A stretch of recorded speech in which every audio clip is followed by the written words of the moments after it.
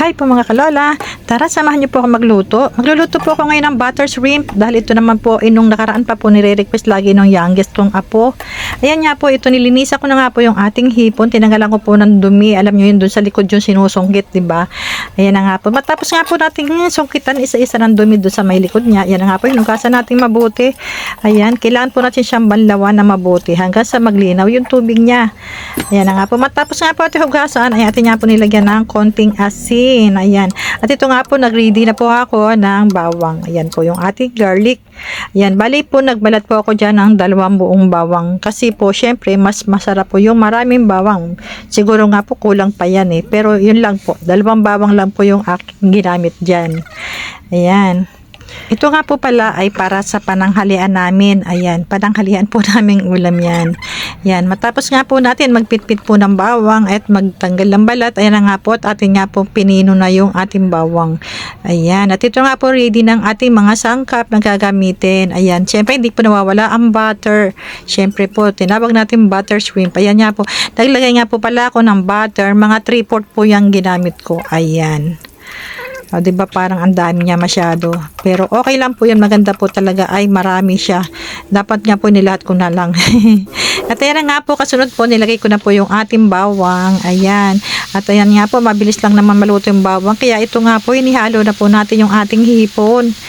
Ayan, at atin nga pong hinalo-halo at atin na rin po syempre nilalagyan ng pampalasa bago natin po siya takpan. Ayan. Naglagay po ako ng konting asin. Ayan ho, konting asin at saka po yung pampalasa natin at saka po may paminta.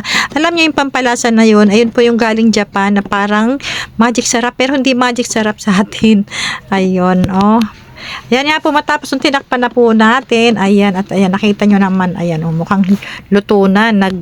Dilaw-dilaw na siya. Naglagay nga po pala ako ng honey. Yan, nakita nyo, naglagay po ako ng konting honey na pampasarap.